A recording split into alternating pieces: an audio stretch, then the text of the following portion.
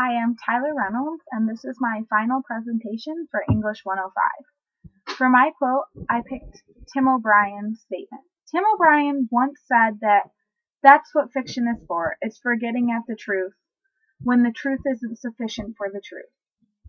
In my opinion, this heavily applies to the stories we've read this semester. It is often that in these stories, the truth is hidden behind a fictional story. The fictional story somehow serves as a better vessel for the message that is locked within these narratives.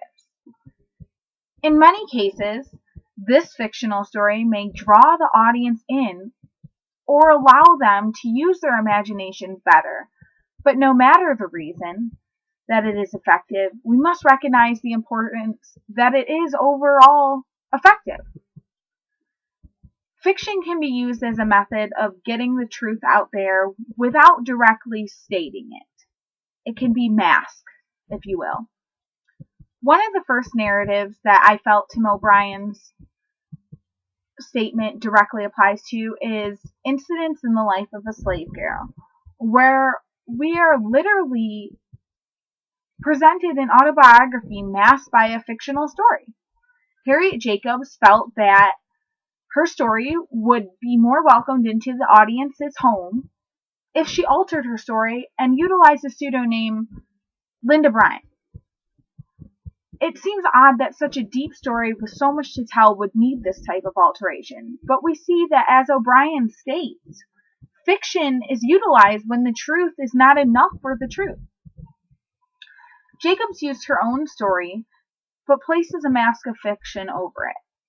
We read page after page of the suffering that Jacobs, aka Linda, goes through. We see numerous incidents of suffering, loss, abuse, and disappointment. And secretly, I think that we are all hoping that this story is completely fictional because it is quite shocking. However, I feel that the fictional shadow placed on the story emphasizes that shock factor to the reader, that the author actually experienced these horrors. It shows that the idea of using fiction for the truth does have a benefit and can be completely effective. We once again see O'Brien's statement applied to Charlotte Perkins Gilman's narrative, The Yellow Wallpaper. While we do not see the same type of story in this narrative as we did with Jacob's incidents, in the way that it's not an autobiography, we are once again met with a real life and true situation that has been masked by fiction. The Yellow Wallpaper cleverly describes the housewife's woes, utilizing scenarios that are very fictional. These situations describe a controlling husband, John, a woman who feels trapped by her housewife, which are both very real-life scenarios. But then added in are the creeping women outside and the multiple occurrences of this woman in the wallpaper.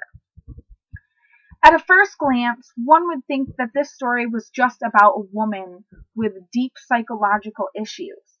But truly it is describing the poor life of housewives during a period of extreme oppression of women.